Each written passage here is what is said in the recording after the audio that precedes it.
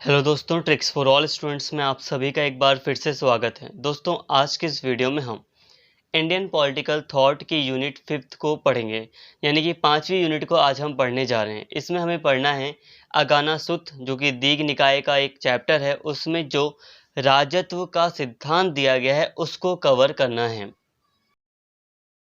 देखिए, दीघ निकाय आप इसे एक बुक मान सकते हैं, ठीक है। दीघ निकाय में एक चैप्टर है, एक टॉपिक है अगाना सुत्त। तो अगाना सुत्त में जो अगाना सुत्त है उसमें राजत्व के सिद्धांत का वर्णन किया गया है। तो बौद्ध धर्म के अनुसार राजत्व का सिद्धांत क्या है वो अगाना सुत्त में वर्णित है। तो उसी को आज हम पढ़ेंगे, पूरे के पूरे राजत्व सिद्धांत को हम पढ़ेंगे। तो चलिए दोस्तों, बिना टाइम वेस्ट किए अपनी वीडियो को शुरू करते हैं।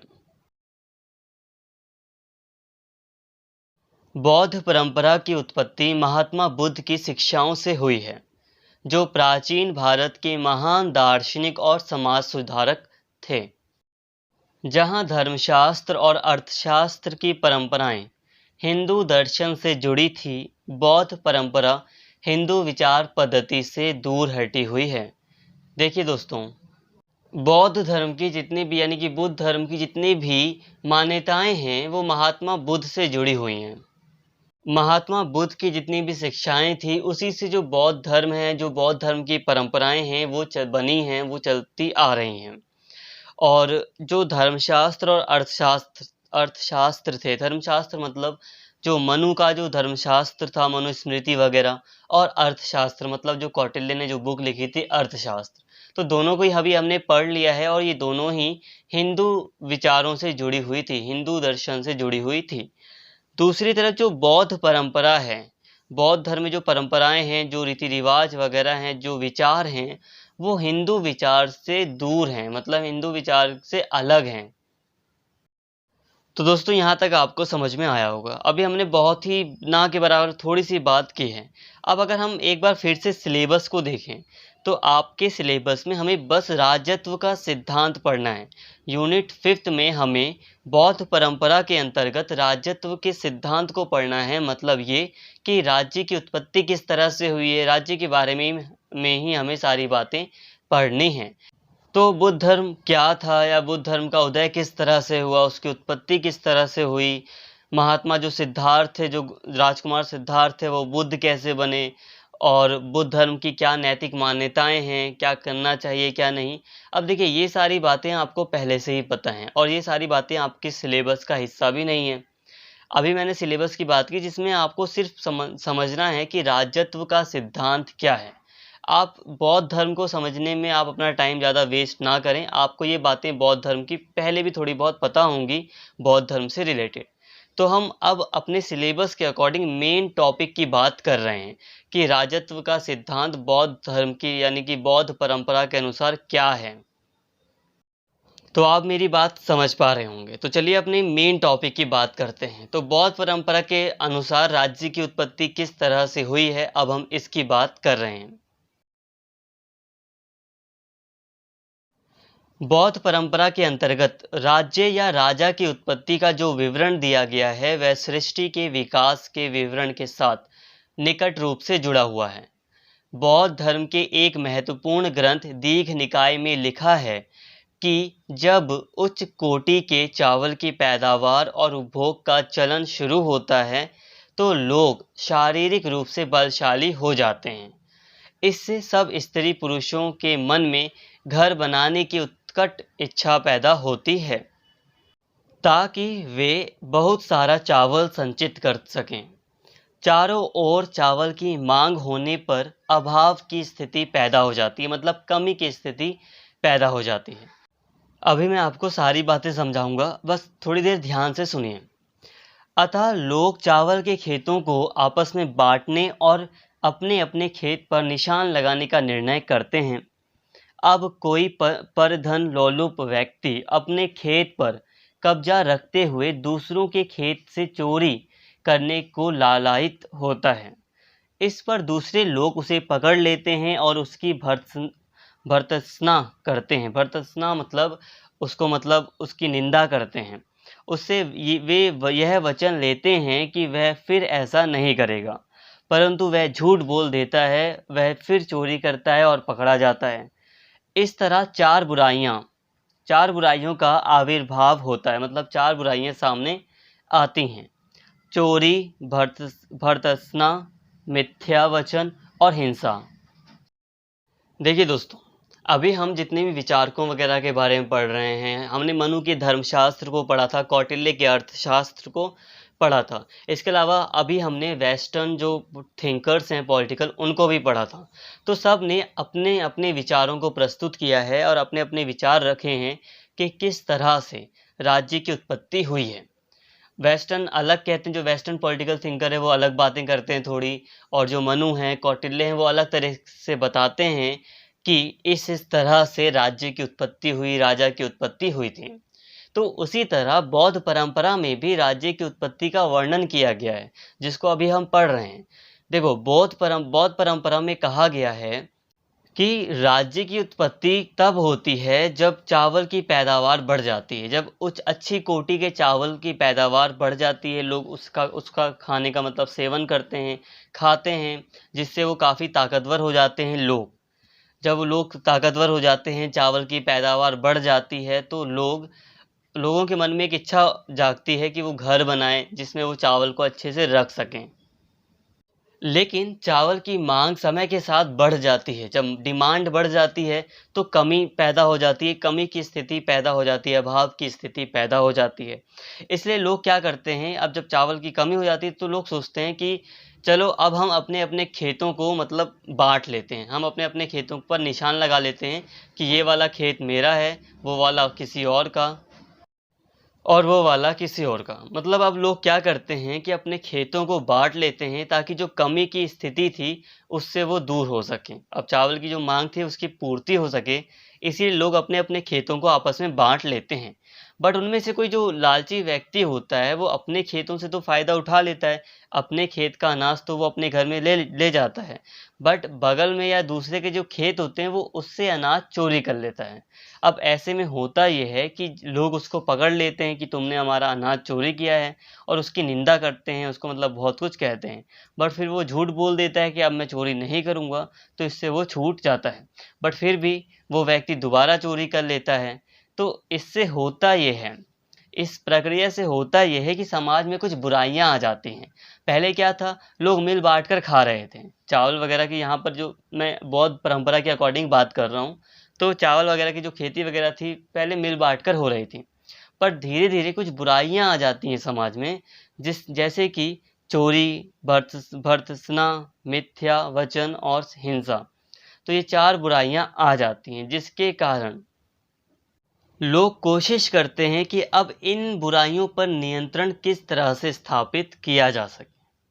अब ऐसी स्थिति में वे ऐसे व्यक्ति के चयन का निर्णय करते हैं, जो लोग होते हैं वो ऐसे व्यक्ति का चयन का निर्णय करते हैं जो किसी के अनुचित व्यवहार पर रोष प्रकट कर सके, जो निंदनीय व्यक्ति की भर्त्सना कर सके, जो निष्कासन योग्य व्यक्ति का निष्कासन कर सके। लोग यह भी स्वीकार करते हैं कि जो व्यक्ति ये सब काम संपन्न करने में समर्थ होगा, उसे वे अपने चावल का एक भाग भेंट करेंगे। इस तरह जो व्यक्ति चुना जाएगा वह उनके सामान्य हित को ध्यान में रखते हुए उनकी यह भेंट स्वीकार कर लेगा। बौद्ध चिंतन परंपरा के अनुसार प्रभु सत्ताधारी इस तरह अस्तित्व में आता है। तो फ्रेंड्स, बौद्ध परंपरा के अनुसार राजा या प्रभु सत्ताधारी की जो उत्पत्ति होती है वो कुछ इसी तरह होती है कि समाज में बुराइयां आ जाती हैं तो लोग चाहते हैं कि उनके पास कोई एक ऐसा व्यक्ति हो जो किसी दूसरे व्यक्ति जो अनुचित कार्य करता है या जो चोरी वगैरह करता है या जो गलत काम करता है उसको मतलब एक तरह से सजा दे सके, उसकी गलत काम पर रोष प्रकट कर सके, उसकी निंदा कर सके। तो वो इस तरह राजा का चुनाव करते हैं, प्रभु सत्ताधारी का चुनाव करते हैं, जो अनुचित कार्य करने वाले व्यक्ति को सजा देता है या उसकी निंदा करता है, और ज़रूरत पड़े तो उसे समाज से हटा भी देता है। बौद्ध साहित्य में प्रभु सत्ताधारी के लिए 3 शब्दों का प्रयोग किया गया है। पहला है महाजन सम्मत, दूसरा है खत्तीय, तीसरा है राजा। देखिए दोस्तों, जो बौद्ध साहित्य है उसमें जो प्रभु सत्ताधारी वर्ग, जो प्रभु सत्ताधारी होता है, उसे 3 नामों से पुकारा गया है। उसके लिए 3 शब्द प्रयोग किए गए हैं। पहला है महाजन सम्मत। महाजन सम्मत का मतलब है ऐसा व्यक्ति जिसे बहुत सारे लोगों की सहमति से चुना जाता है। दूसरा है खत्तीय, अर्थात जो खेतों का स्वामी है। और तीसरा है राजा, जो धर्म के अनुसार लोगों का रंजन करता है या उन्हें प्रसन्न करता है। देखिए दोस्तों, ये तीनों ही प्रभु सत्ताधारी हैं बौद्ध चिंतन के अनुसार।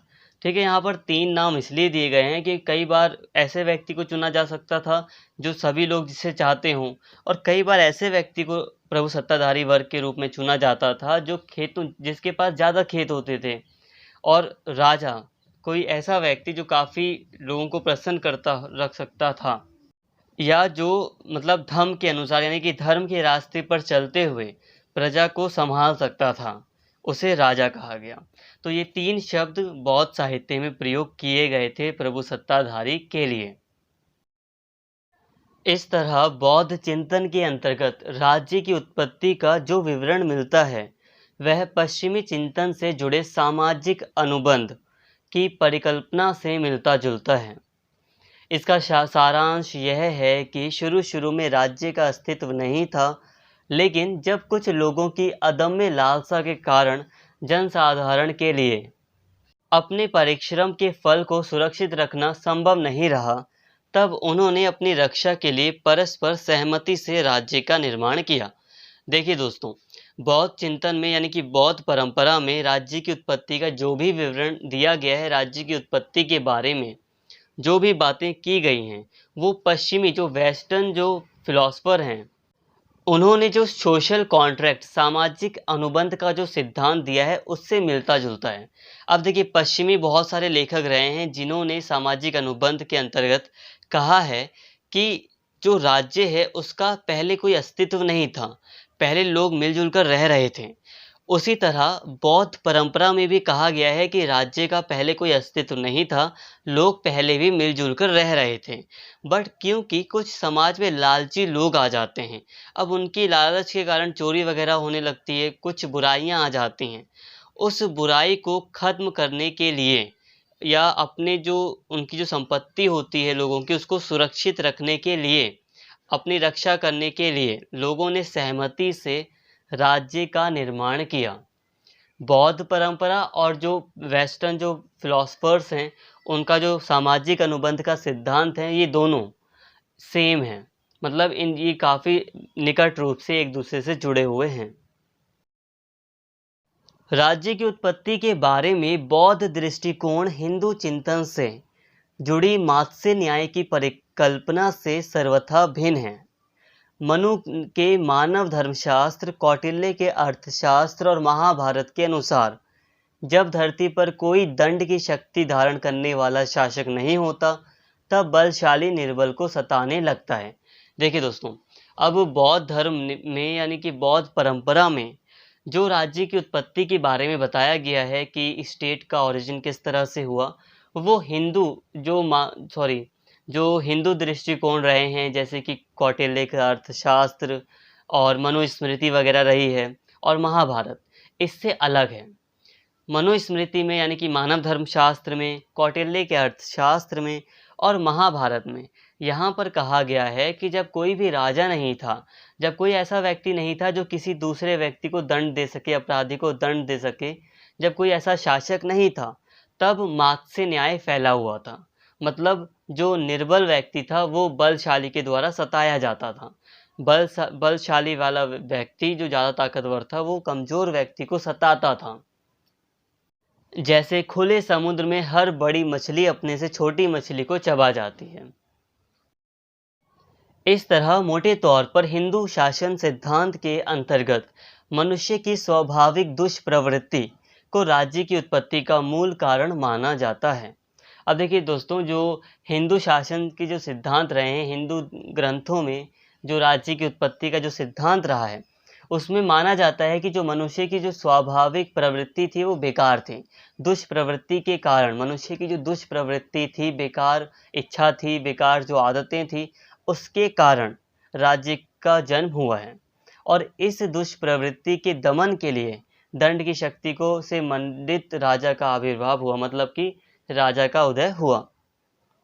लेकिन जो बौद्ध धर्म है, बौद्ध चिंतन के अंतर्गत राज्य के निर्माण से पहले अस्तित्व के संघर्ष की जो परिकल्पना प्रस्तुत की गई है वह मनुष्य के अज्ञान का परिणाम थी, उसका स्वाभाविक दुष्प्रवृत्ति का परिणाम नहीं थी।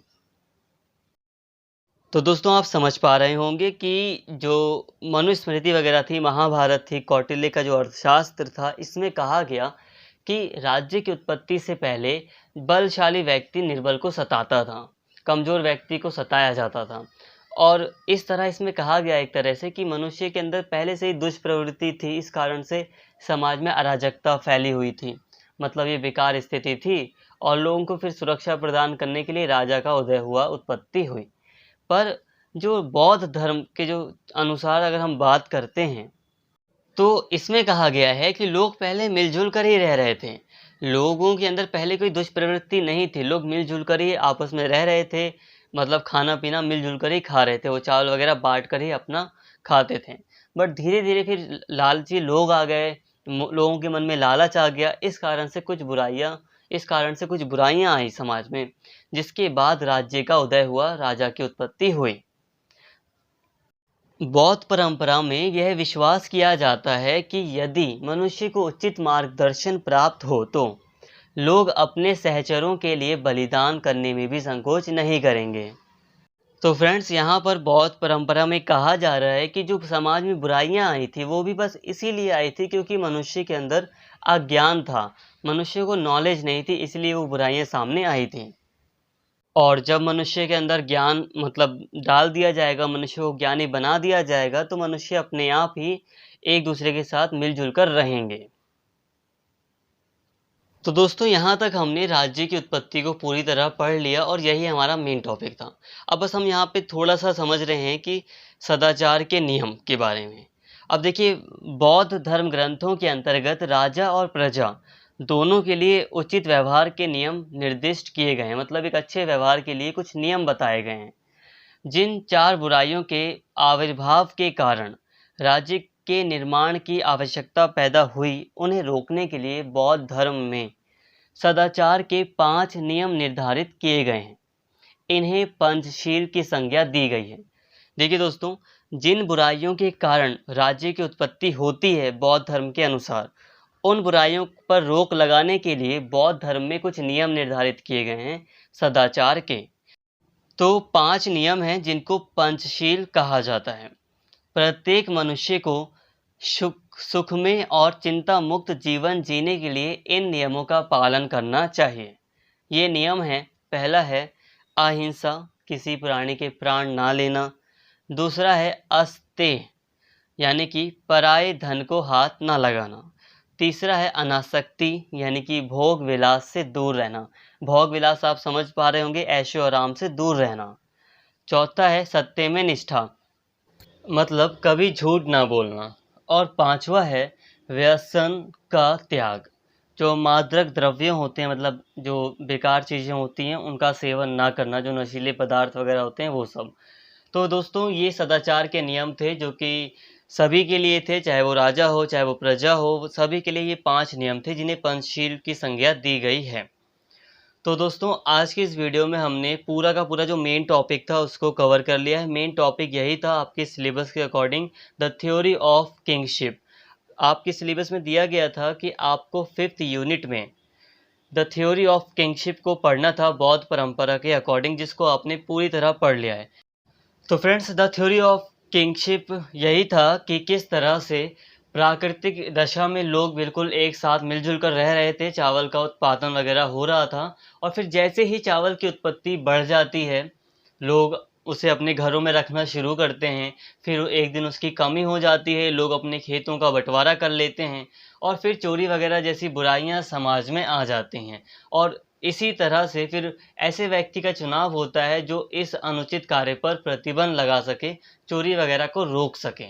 तो इसी के चलते राज्य की उत्पत्ति होती है, राजा की उत्पत्ति होती है बौद्ध परंपरा के अकॉर्डिंग। तो फ्रेंड्स यही पूरा टॉपिक था, इसको हमने पूरी तरह कवर कर लिया है। आई होप दोस्तों आपको ये वीडियो काफ़ी अच्छा लगा होगा। दोस्तों अगर आपको वीडियो पसंद आई हो तो प्लीज़ चैनल को सब्सक्राइब कर लें और इस वीडियो को ज़्यादा से ज़्यादा शेयर करें और लाइक करें। Thank you.